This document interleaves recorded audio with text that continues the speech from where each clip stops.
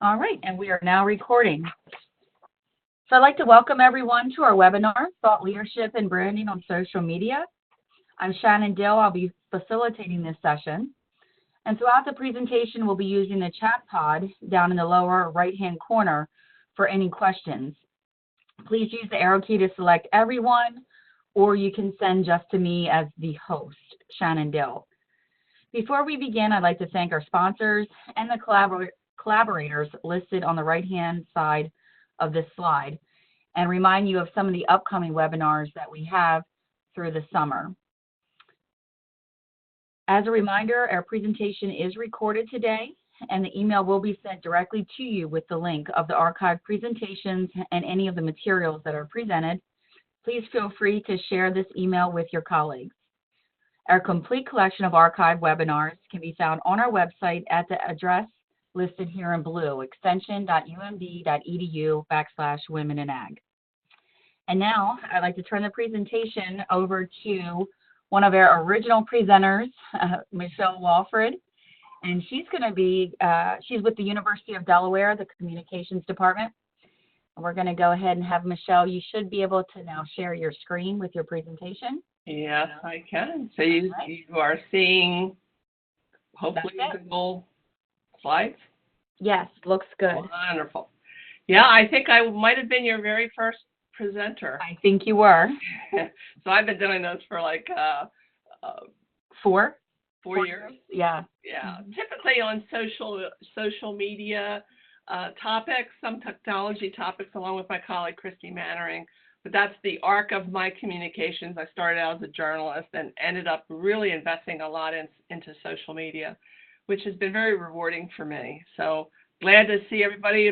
Happy Memorial Day weekend coming up. Woo-hoo! I'm so excited. So we're going to talk today about thought leadership. This term has come up I'm a recent graduate of LEAD Delaware. I know you have a LEAD Maryland. I'm not sure about Virginia and the other states, but I think they all have some kind of similar.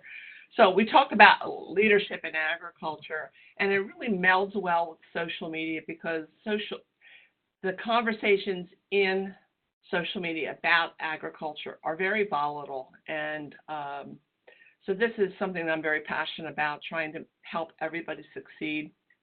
And increasingly, we're communicating this way. It's not always the best way, but it's the way everybody's doing it now. So thought leadership this is my definition, and I came up with this myself, and you may have a different take on it, but it's a respected individual who can represent a brand, who both creates and curates content from the internet around a particular subject or area of interest. So your particular niche. If you're dairy, it might be ice cream, etc. And on social media, thought leaders support engagement with other people.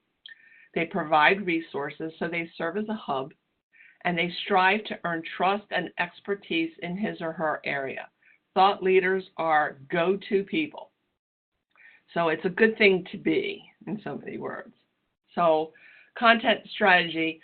Thought leadership is a content strategy. So a lot of people will come up to me and go, I don't really know what I should be posting. So we'll talk a little bit about that.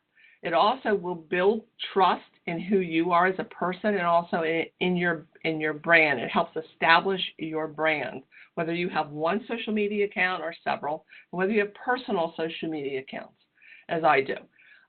It demonstrates integrity. So once you're establish yourself as a thought leader, you're demonstrating your integrity.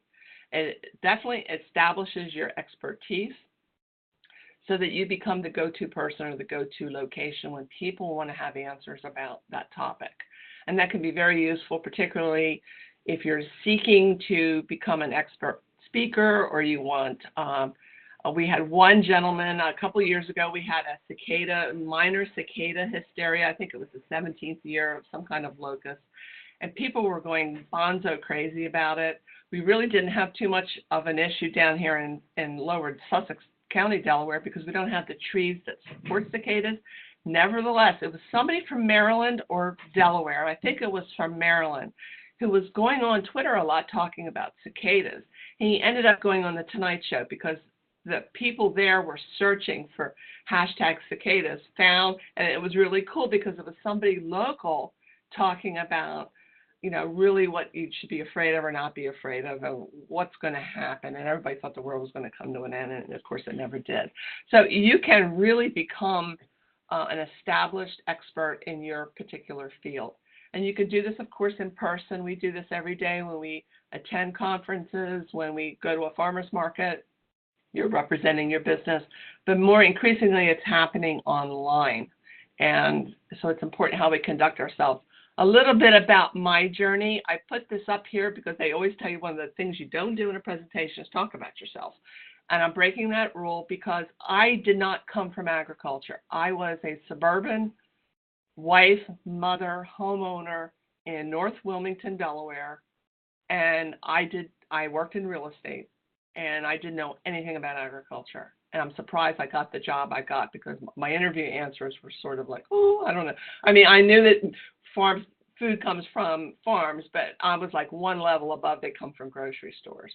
So when I came here 18 years ago, I went into a complete new journey, and I was so shocked and so amazed and so impressed by the people, the extension people, the growers and farmers, what they do. And I just wanted to go, oh my God, why didn't I know about this? Why aren't there stories being told? Why did I think? And there's a big joke in Delaware. The northern part of Delaware calls the lower part slower lower. And they think it's it's funny. But it's actually is an insult to the people in Sussex County. So there's this stereotypic view that agriculture is slow and hokey and everybody wears overalls. And it's not that way at all, of course. So I really immersed myself into how can I do this better, immersed myself into social media, got certified, did all kinds of things, la-da-da-da-da. And then I administer a lot of the social media accounts that we have as well as on it personally. And how I conducted myself on social media, particularly around agriculture topics, got me noticed. And I was invited to become an Ag Chat moderator, and that's a national Twitter conversation that occurs. I think now it's every other week. I don't do it anymore because I got too busy with it. But it was a real honor, and it's because I've developed myself as a thought leader and developed my personal brand around advocating for agriculture. But you also want to do things like I belong to the Delaware Press Association because that's a journal, nothing to do with agriculture. So you want to, who you belong to and the groups that you're associated with has a lot to do with promoting your thought leadership. This is just a screenshot of the Ag Chat. It's up to like 70,000 followers now. It's an old screenshot.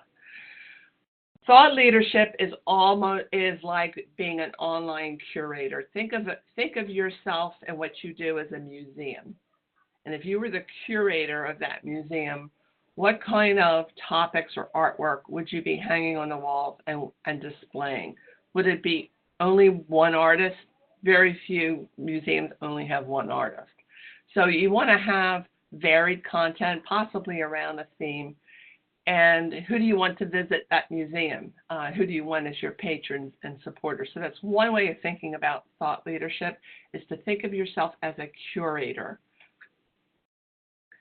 And that means balancing your original content. So many of you probably would have a website for your agribusiness. You may have a Facebook page, most do. It sends out once you start getting into Twitter and Instagram. But a lot of people, and I've seen this a lot, just talk about themselves. They just talk about their products. Sometimes that can be very, very boring. This is coming in. This is on sale. Buy this. Aren't we wonderful? Here's our the award that we won. So it's always about themselves or their business. And you can do that. And you can do that creatively by talking about your employees, your history, and things like that. But to be a thought leader means that you want to also include other people's content. And this was driven into me like nobody's business when I took all these courses and got all these certifications. When you talk about other people's content, you will raise your own profile, and so it is a marketing strategy to do this. You can think, well, why would I want to do that? but it works. The goal is to have 50% of your online content be about yourself, your product, your mission, your renovation, your venues, whatever it is that you're managing or own, and 50% of other people's content. And if you can't do that, try to shoot for 60-40. So here's an example, and I found this online. It has nothing to do with agriculture, but this is going to give you sort of an idea of the concept behind thought leadership. So it's a very short video from the I think it's 1934, maybe not, but it's a Miracle on 34th Street. Wait a minute. Why did that not play? There we go. What do you mean by saying a thing like that? I've been all over town trying to find that kind of a fire engine. Macy doesn't have one. Nobody's got one. But you can get those fire engines at the Acme Toy Company on West 46th Street. Only $4.50. Wonderful bargain. Oh, I follow the toy market pretty closely. Macy's sending other people to other stores? The important thing is to keep the children happy. Whether Macy's or somebody else sell the toy, it doesn't matter, does it? Don't you feel that way? Me? Sure, but I didn't think Macy's did. I don't get it. I just don't get it.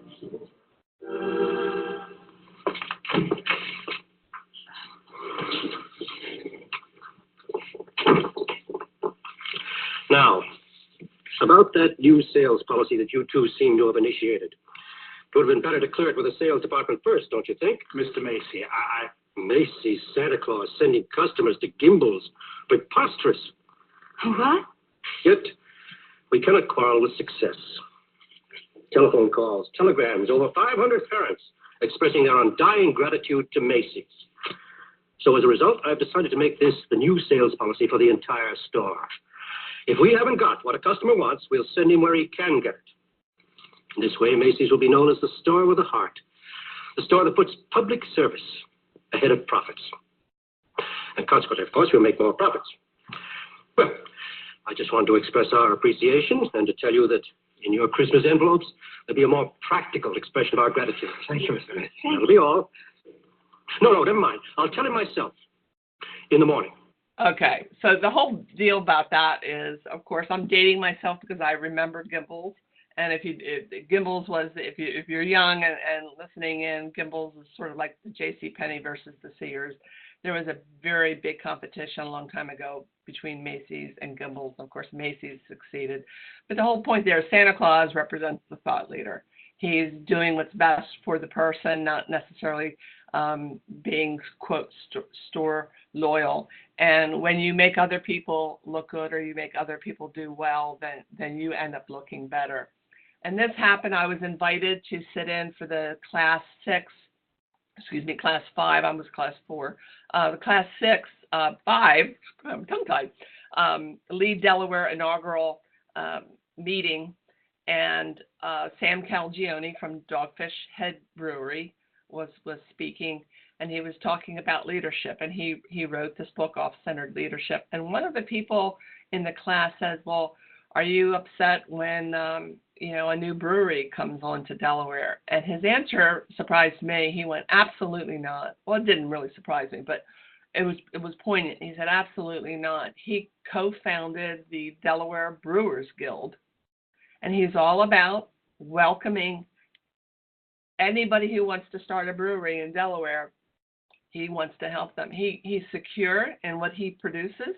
He knows he has a growing customer base. He's done really well, actually, because they've announced a recent merger.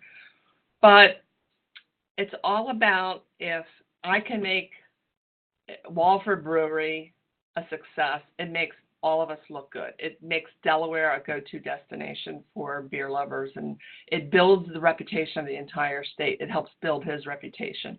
So that's a terrific example of leadership and of thought leadership. So I just wanted to share that. So what would that look like? So let's pretend that I own a winery, and I don't. I like to drink it, but I don't own one. But what would I do if I owned a winery? And this could be true of if you have a creamery, or if you're making goat milk soap, or maybe you have a venue that you're promoting. So in the case of a winery, I would tell that person, first thing you want to do is understand what hashtags are and where they're used and start following them, because this is why they're used. They're used for people who curate conversations. So who's talking about wine or Cabernet or Pinot Grigio? You would search for those hashtags in your social media and look at who's talking about wine and join those conversations. Pay attention to what's being discussed and what's trending. You want to follow other wineries and other vintners, not just yourself. You want to follow your competitors. You want to share other vineyards' content. Now, if you're in Delaware or Maryland, it's probably a little safer if you shared something out in California. You're really not going to be competing with Napa Valley, but they may have posted something that it would be very informative. So why not share it with your customer base? When you do things like that, you become more trusted because you're pulling information that you think is valuable from all over and sharing it on your bloggers do this all the time. If you go to any blogger worth their weight, they have a list of other blogs that they recommend or follow. In Delaware, we have Democratic bloggers, we have Republican bloggers. And even there, they will list their competitors or the other voices that you might want to consider on their blog. So bloggers know this intuitively, but we don't always do it in social media.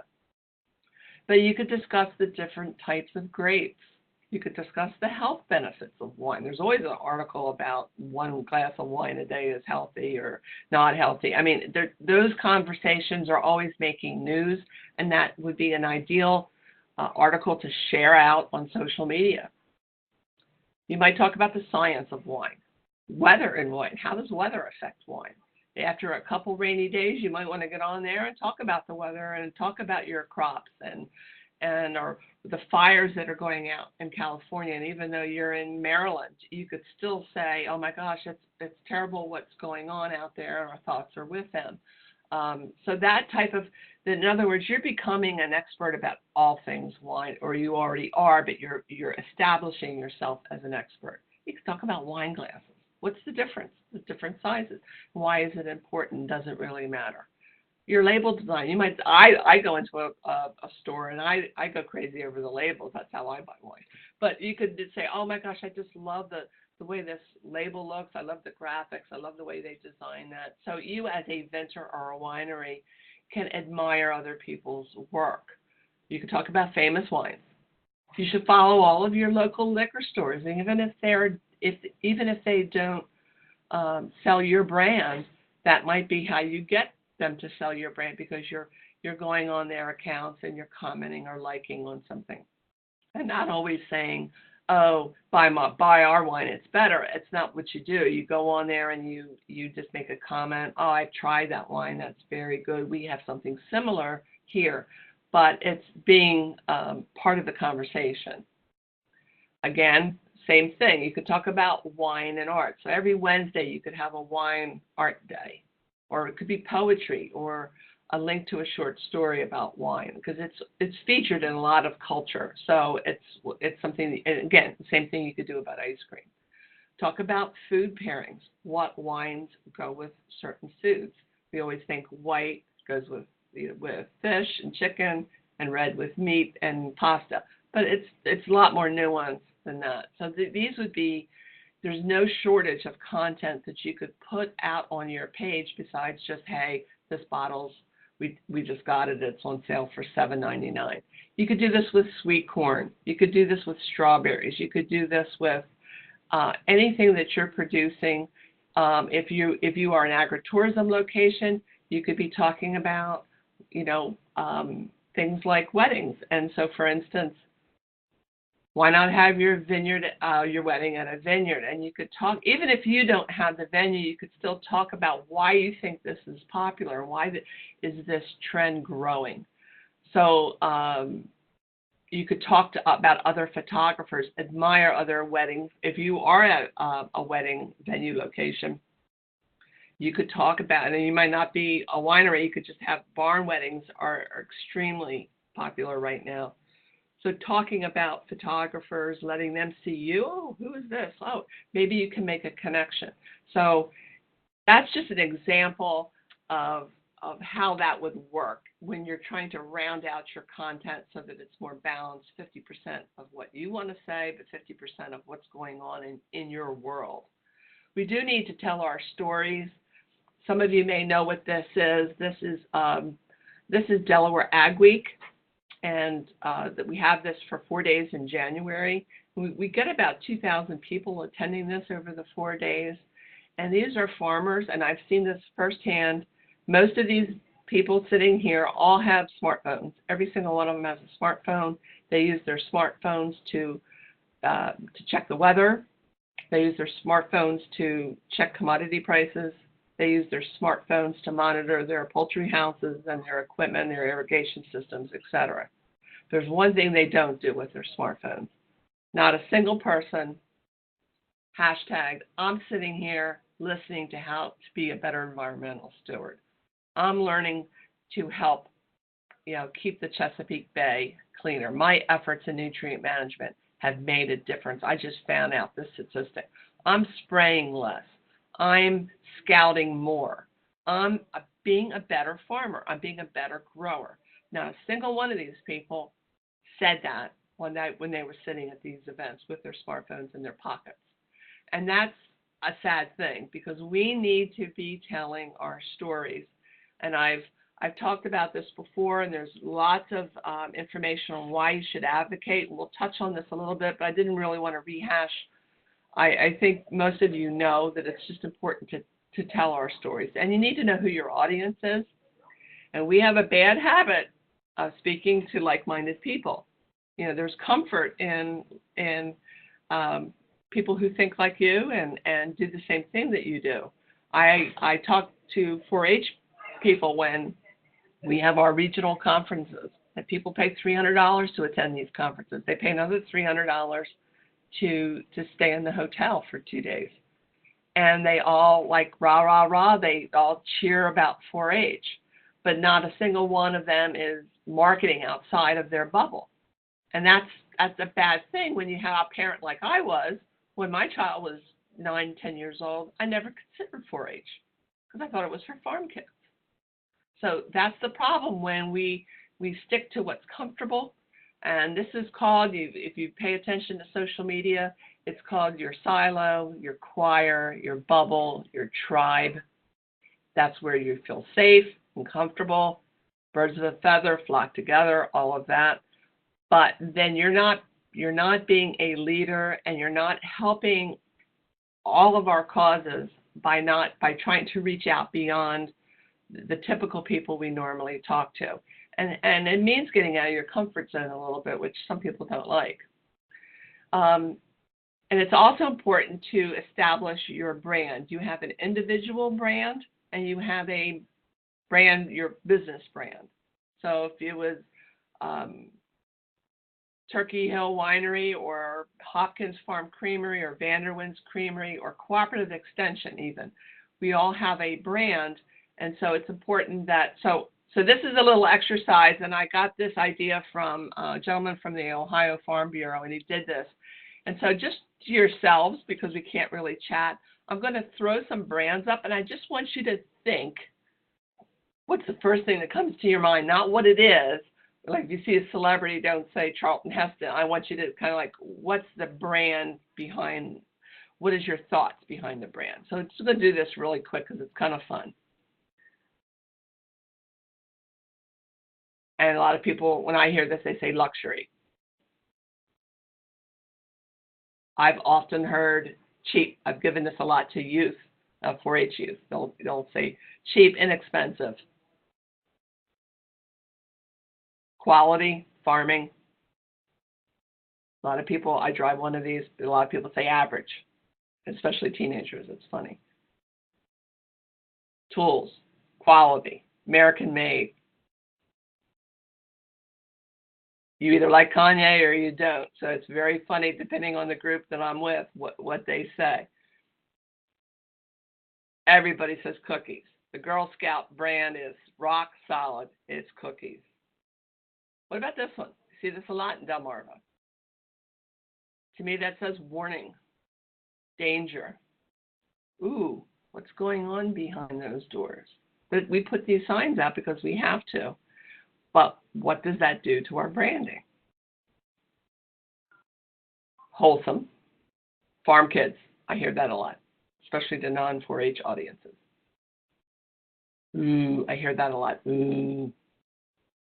And that usually something like that. But this would be PETA's brand. This is showing a hog farmer. But this is also a hog farmer. So if the images and our social media presence is really important to have images like this to counteract these rare images. Dating myself here, some people don't know. None of my 4-Hers even knew who he was. This is Keith Richards, Rolling Stone. So Survivor, that would be one of the ones people say, you know, like almost a miracle man that he's still alive. Taylor Swift, again, like her, don't like her, but people have an opinion. Some people say too sweet, goody goody. Some people say funny. Some people love her. Here's a dairy one. Wholesome, family farm. Oprah Winfrey, I often hear rich, philanthropist, wealthy, TV. This one depends a lot on the age of the person. I hear Iron Man, and I hear drug user. This is Robert Downey Jr. Sorry, Robert Downey Jr. But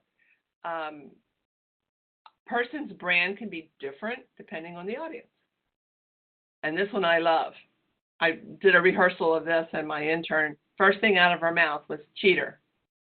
Now here's a professional athlete, should receive all, but one event, one day, one sports day, changed his brand. So one mistake has changed his brand. He's laughing all the way to the bank, but it did change his brand, because if you're in New England, you would say hero, right? So your brands can be different, and they can change. The point of this exercise that I give to kids is your brand, the images that you put up on the internet matter. They're going to affect your chance of getting a job, your chance of getting a scholarship or admission into college.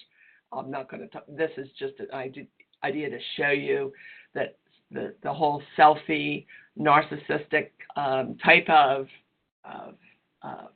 branding is not necessarily good. So the younger people, I really bring this home. So your personal brand demonstrates, how well networked you are. They also review your truer nature. I can tell you, I've served on search committees, and I tell this to teenagers. I've seen social media content kill a they go and they interview well. The search committee people start Googling the name. They find content that tanks the chance. So it can be very damaging, and it can be corrected if it is damaging. Now, in my example, I use the same photograph on all of my content. I change the background image. So whether I'm on Instagram, Facebook, or Twitter, I'm consistent about who I am. And as a personal brand, I will tell you that here, if you look over on the left, my thought leadership is a little bit hampered because I'm all over the place with my content. I say who I am. I say that I'm an ad communicator. I list the accounts that I work with. But I also write about gardening because I'm an avid gardener. I write about photography. And then I did my master's thesis on Thomas Nast and Chinese exclusion. So I talk about that. So I'm a little all over the place. So my people who follow me for agriculture have to tolerate my art stuff, or vice versa. If I was just talking about agriculture and agriculture only, or you are talking about a creamery or what you're doing, I probably would have double or triple the followers I have. So this is a way for you to establish your brand if you are going to go on something like Twitter. And this one here is Twitter. The middle one is Facebook, and this was Instagram a couple of years ago. So the Twitter one, I particularly like Twitter for agriculture because there's a lot of agricultural stakeholders on Twitter. They're everywhere, but Twitter is the platform I prefer. But this is a really good way to get yourself established as a thought leader. And then this is LinkedIn. And if you're not on LinkedIn, you need to be. LinkedIn is where you would go and talk about your business and topics about your business, right, in that whole industry or that whole theme, whatever that might be. It might be equine, it might be livestock, it might be grain farming. So it's like a lot like Facebook, without any of the privacy issues, without any of the silly videos, baby videos, cat videos, American Idol videos. It's more serious. So it's a more serious platform in which to establish yourself as an expert in your area. And you do the same thing you do on Facebook. You post your own content, but you can also share other people's content. So it's a very good platform to be on. And if you have a website to your business, you can link that. So it's a very good driver to drive content to your website. So you have to really look at who do you want to reach, and I would think that everybody wants to reach a few more people or a few more customers. Extension, we're always striving to be more diverse and to reach out to everyone in the state, not just farmers. So a little bit about Facebook. Your personal accounts, these are the conversations that you have between your friends and your family. And typically, and I forgot to close the parentheses there, typically when I post something, I post to my friends and my family that I follow. But I will occasionally, if I'm sharing something that Extension's doing or sharing like this webinar today, I could post that and I would make that public. And that's really nice about Facebook. When you are trying to promote your business, you can toggle back between being completely open and public or being closed and making it, I only want a few people to see this. So consider doing that. A lot of people, I know a lot of 4-H families, for instance, share pictures of what their child did at 4-H, the award that they got, and it's friends only. And I'll go on there and message them and say, hey, would you mind making that public? Because then I'll share it on the 4-H page. They're like, oh, yeah, sure, I'll do that. But they don't always think of that because this is a way for you to reach out beyond. If you have a business page, then that is always public just by default. So anything you're posting on your business page is public. But you want to consider, let's say, you want to make sure that you comment on newsworthy community events and news as your page, and I'll show you what that means. And then you also want to tag your partners. Make sure you tag your partners, your donors, your supporters, and your participants. If your senator or your governor or your representative has come down to your place of business and has toured your farm, make sure you use that @ signal and tag that individual so that you're giving them a tap on the shoulder and saying, hey, thank you, but we're acknowledging you, because then they see that. Again, this helps to build trust. So here's an example of some sharing. Today, the Delaware Department of Agriculture, or 2 days ago, shared this webinar series. It's not their webinar series, but they're part of the Women in Agriculture. They want to make sure it gets out. So this is an example of one page sharing the content of another page. On the right, this is Delaware Cooperative Extension sharing what Delaware Public Archives puts out. So that every once in a while they do it on a regular basis, but every once in a while it's an agriculture photo. And when I see that, I share it.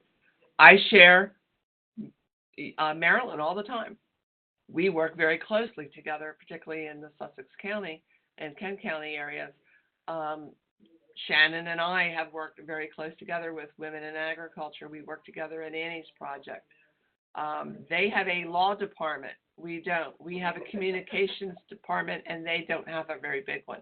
So we share each other. We loan each other out to each other to help support, because it's all helping Extension.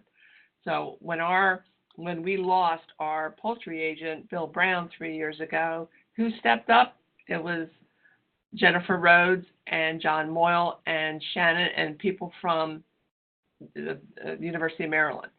So it's important that you continue that kind of partnership online as well. So think about the people who are helping you and supporting you, and think about sharing their content.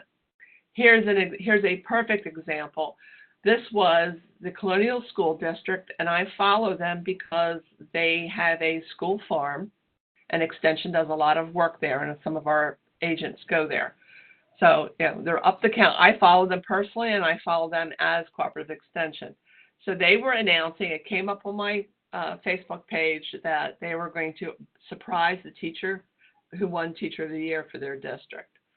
So I went in, and I changed myself from Michelle Walfer, and I dropped it down, and I changed myself to Delaware Cooperative Extension.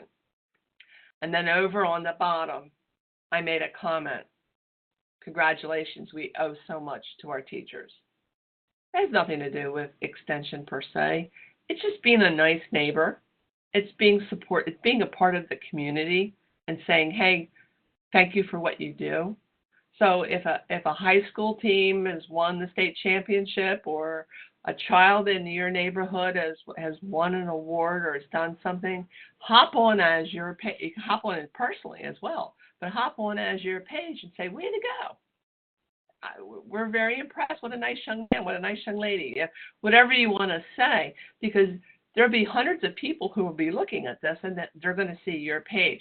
But it also, this is what a thought leader will do. It's about being a part of a larger community.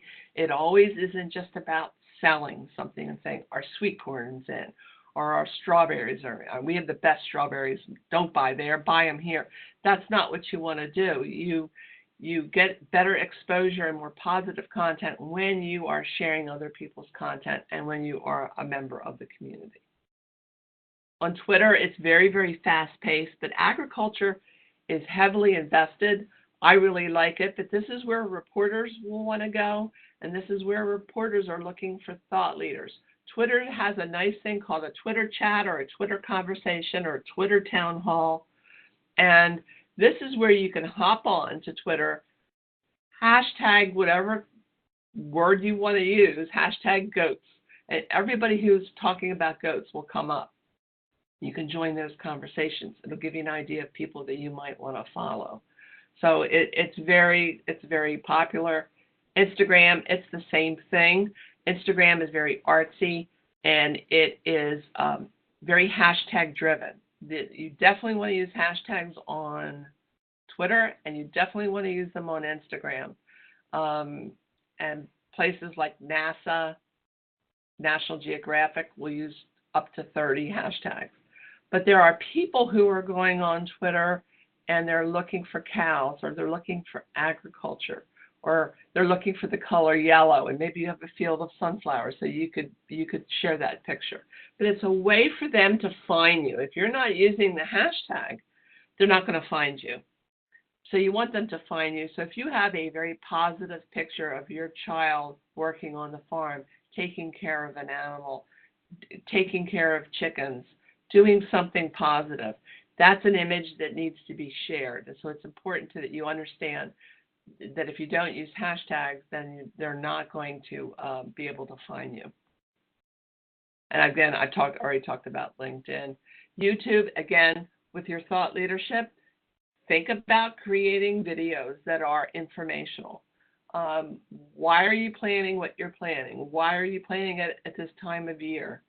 What is the crop that you're planting? What is the difference between this shrub and that shrub if you're a garden center? What are the different breeds of goats or sheep if that's your commodity? So very short, informational, hey, this is what I do. It puts you on your business. You can do live tours. If you can't let people come into your farm for buyer security, maybe you could do a live tour and you walk around. You have to check with your integrator, make sure that's okay. But help people understand what you do. And so YouTube is fantastic for doing that. So on social media, just remember that you are a brand. Getting back to my account at the University of Delaware, I represent 3 or 4 accounts at the university, and then my account on Twitter is my own, and I think it says tweets are my own. But that doesn't mean I go on and I rant about politics. In fact, I don't talk about politics at all. You don't know how I think on those terms, and there's no way you could ever find that out because I stay away from it completely. I am not going to drop, and I would do it anyway, but some kids will do this. They'll drop F-bombs. They talk about their teams. They're talking about Game of Thrones or with TV shows and things like that. I'm not going to do that because that's going to dilute my brand. It's going to dilute my ability to establish myself as a thought leader. If I really want to talk about politics or religion, I'm going to do that on a different account. I'm going to make up a different account if I'm had that compulsion. But when you're just establishing yourself as a thought leader, if you're trying to build your brand, build your business, and build your reach, you don't want to alienate people. And so you don't want to go on and say, I agree with so-and-so, and the other person's a jerk or something like that. You've alienated 50% of your audience. And social media already has so much of this. It's quite disturbing sometimes to me to see what I see. So the more positive voices do really stand out. I also want to say that part of being a thought leader is making sure that you don't help share out news that's not real. And particularly when it comes to food, it's always, politics is a real hotbed issue, but food is becoming almost as bad as politics. And just to show you an example, we're coming up to the watermelon season soon. I saw this on Facebook not too long ago. And if anybody here grows watermelons, you're probably shaking your heads.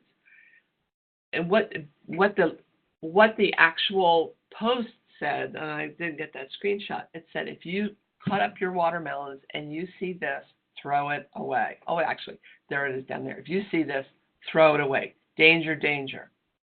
Well, I know that this is called hollow heart, and that's sort of a mild level of hollow heart, but that's caused by incomplete or not good enough pollination. It has nothing to do with them being grown in China and that the Chinese have been injecting chemicals into it. This is total baloney. And if you clicked on the link that's on the side, it would take you to a website that has very questionable, this is the actual screenshot. Look at the ads on the side. There's no author. There's no links to peer-reviewed or news releases or USDA. There's nothing. It's just total sensationalism. And none of it is true. But I see this shared on social media all the time. So you want to be really careful. Before I share anything, I Google it and make sure it's not fake. It's not baloney. Because that's just going to tank your credibility if you start sharing things like this. Here, this is a thing. If you see a hole in your crabs, and we're coming up to the summer and crab season, this was posted a long time ago, but it made the claim that if you see a hole in your crabs, it means it's come from China, always China, and it's been a toxic substance has been injected into it. When I researched it, I found out that a lot of times they will put seawater or saline water to keep the crabs fresh for shipping, and that's what that's for. So this is a total lie. It's meant to get people hysterical and to share things, and it is one way to absolutely crash your thought leadership. So here is Snopes, and Snopes debunks it. I've had people say, well, Snopes is Democratic, and well, you have to be something, and it doesn't mean just because someone's a Democrat or someone's a Republican that what they're saying isn't true. And I often tell people, well, if you don't believe Snopes, then go ahead and microwave your iPhone to charge it, because this appeared on social media. And thousands of people microwaved their smartphones. It did not charge. And Snopes debunked this. So this is the kind of stuff that is coming across social media, and it absolutely just makes me want to, I just go crazy when I see it. I'm always trying to correct it. So it's just, don't share it. If you don't know it's absolutely true, just don't share it, because even if it's not about agriculture. I've seen extension agents sharing content like this, and I could just go, oh my gosh, take a few minutes to Google it to make sure before you share. So I tell this to teenagers too. Think before you send. On social media, they're always going to use the, oh my God, you won't believe. Your mind is going to be blown when you see this. You're not going to believe how so-and-so looks now. So it's very important that you recognize that, and when you see it, not to push it forth. And then always give credit to others. You'll be seen as gracious and fair, and this is something I tell teenagers. So who can you trust in advocating for agriculture? To tell someone that they're wrong, first tell them that they're right. And this is Blaise Pascal, who also was a philosopher. And this is what he says: when we wish to correct with an advantage and not show the other that he is mistaken or errs, we must notice from what side he views the matter, or from what side is usually true, and admit that there's some truth to what he has to say, but reveal to him that the side on which is false. He's satisfied that, for he sees that he was not mistaken, and that it goes on and on, as you can see here. In other words, and what this is, very, very formally written, is what the Center for Food Integrity, which if you attended the Women in Ag conference in February, you heard about the CFI and their Engage training. And I've taken this training. It's now online. I encourage everybody to go on it. But nobody wants to hear that they're wrong. I hear many people saying, well, that person just needs to be educated. And the first thing, when you do that, you're insulting the person. You're telling them that they don't know what they're talking about. And that might be true, but that's not what you say. So in other words, in order to win someone over about an economic reason or a scientific fact, you must first connect with them by maybe you're both parents, or maybe you're both from the same town, or maybe connect with that person through a value first. If they like you, if they have gotten to know you and know that you're a person of integrity, they're going to believe you. When you say, well, I don't really like I don't like eating sweet corn because it's GMOs. But if you've gotten to talk with that person for a while, and then you eventually in your conversations you ask them, well, may I share you my experiences with growing sweet corn? And they'll say, sure. And then you tell them, oh, my kids take it. They go down the cornfields and grab an ear right off the stalk and eat it. That's how safe I feel it is. And I have no concerns as a parent. But you're not going to get that message if you are online just telling them that they're crazy, they don't know what they're talking about. So it's really important to connect with them, and that there's a PDF in the chat box. I recently went to a forum in Orlando specifically to talk about how we talk about GMOs and biotech in agriculture. And it's okay for someone to want to be organic or to be vegan. That there are legitimate reasons for people to choose that. So we don't make fun of people, and we have to respect that people choose to be vegan or choose to have organic only. But it's important to listen to them. And if they do have questions, they offered suggestions in this handout of how you could communicate what you know about biotechnology and agriculture. So it's a question that does come up for all of us. Whether we grow or whether we communicate with people. So you may want to check that out. So there's a lot of us. There's all different kinds of people that make up our community of agriculture, agritourism, growing, poultry farmers, whatever. They tend to think we're this because this is the content that gets out on social media about us. So it's important that we conduct ourselves in a consistent way, and if we aren't being sensational with our content, if we are sharing broad information, that's where you're building the trust. If you build the trust with someone, they're going to be more inclined to listen to your point of view, but you don't want to thrust that on them. So you always want to lead with your values. And again, giving people who want to eat vegan or raw food or plant-based only or organic only, they should and can and do coexist with traditional agriculture. And it would be great if none of us demonize the other, but it does happen. So thought leadership in concluding is being a part of your community. It means being social on social media, and it means being on social media. A lot of people I meet that are involved in agriculture, they don't like social media all that much. They don't see the value in it. They're scared of it. They've heard about Facebook and all the privacy issues, so they tend to step back when we need them to be on social media more than ever. You need to tell your stories. We need to show that there are families on these farms and that they care about the earth and they care about the quality of the food that they produce. They care about the animals. And you can't do that just by talking to other farmers. You need to step outside. So if social media is something you're a little squeamish about, maybe just pick one of the ones I showed you on Instagram, Facebook, or Twitter, and just tell your story. And it can be done with a simple photograph and a one-sentence caption. Avoiding controversy on social media. That's really important. You don't want to alienate half of your audience.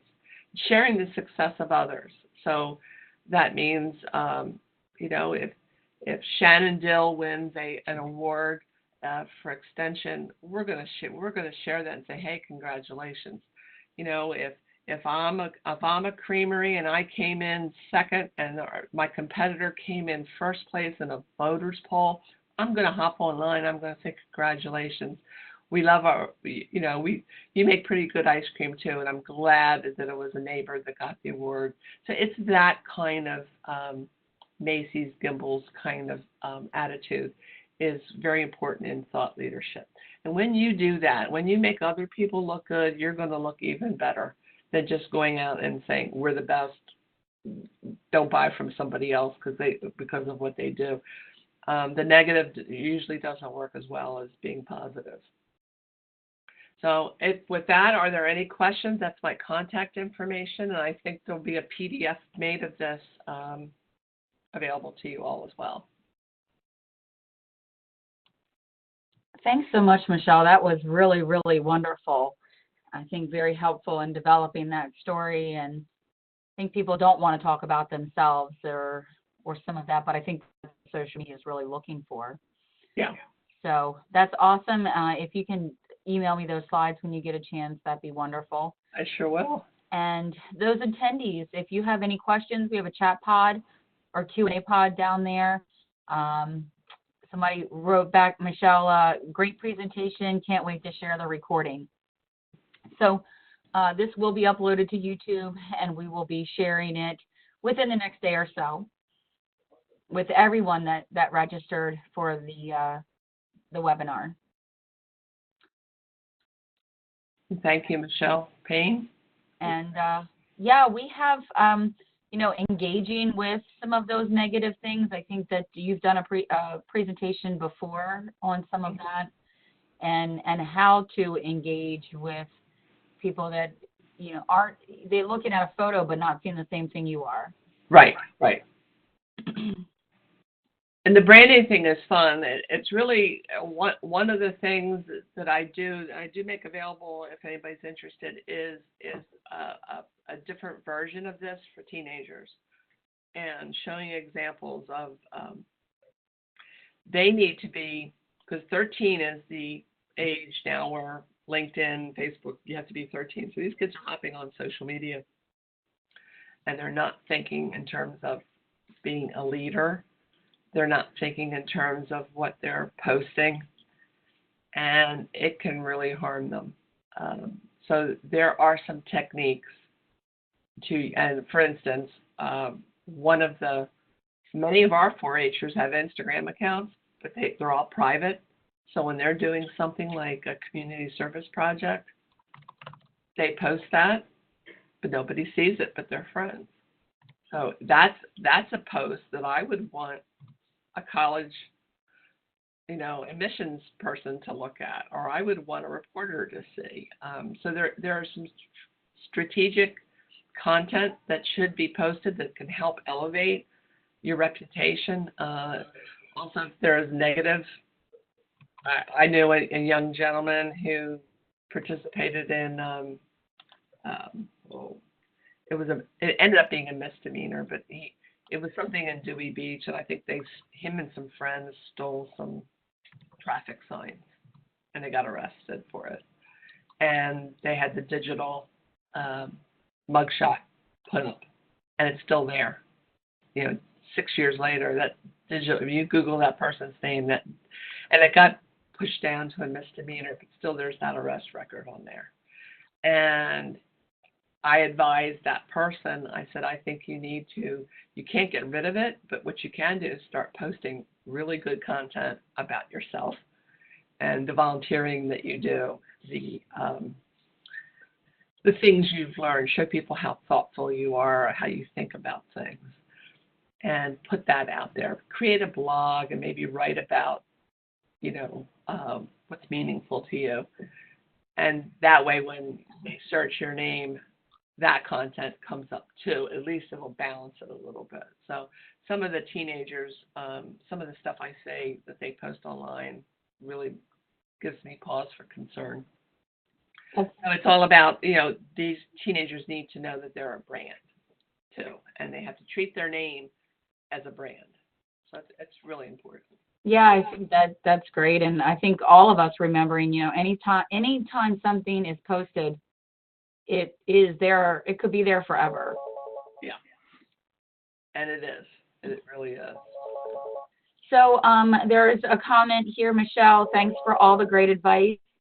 I'm an aspiring farmer working on my marketing strategies, and you gave me some new things to consider. So yeah, definitely, new farmers and beginning farmers trying to develop that brand.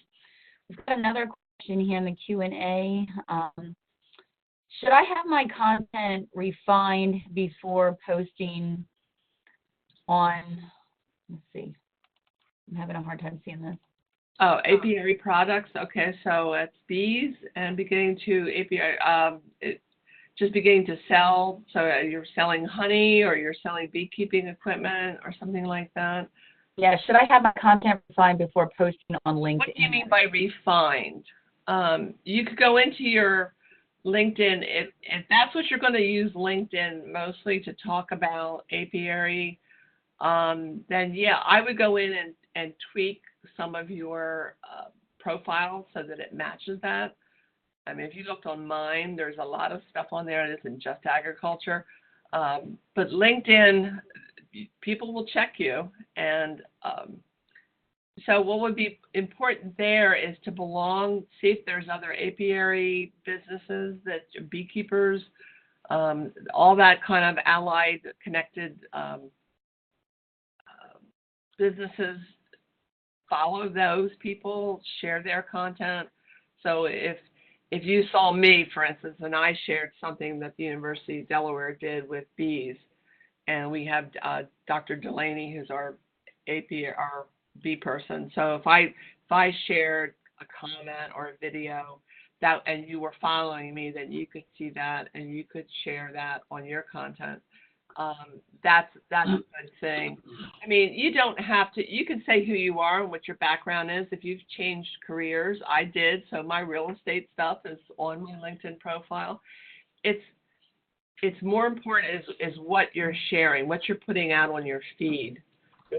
It's the most important. They're going to go back and say, oh, well, who is this Sioux Falls person? And they'll click on it and they'll learn a little bit about you. So it's whatever you want them to learn, but you're going to get more visitation when you're networking with people. And it's a pretty amazing, I think it's the emerging place to be if you don't want to deal with any of the Facebook nonsense. It's just a way of just establishing yourself and your expertise. I don't know if that answered your question or not.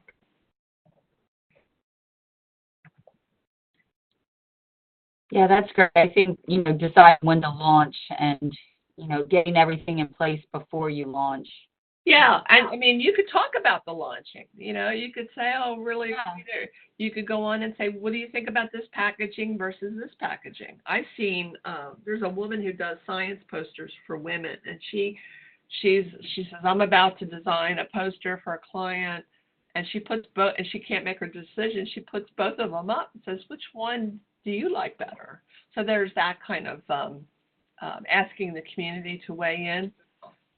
Always works, and people will say, "I like the one on the left." Kevin Fleming, who's a big photographer in our area, or Nat Geo, he'll put a picture of one or two up and say, "Which one do you think should go on the book cover?" So you can do that kind of stuff too, and especially if you're engaging with your audience, and you can talk about, this is what and if you're blogging about getting started, then that could be part of the whole thing. People are seeing you in progress, seeing you grow from. I don't know. It's a story. You're telling a story of how you're getting started. So you could do that too, or not.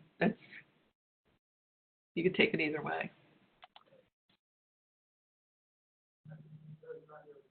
And we're past 1 o'clock. Mm-hmm. Shannon, is there anything else? I don't see anything else. No, I'm going to go ahead and stop recording.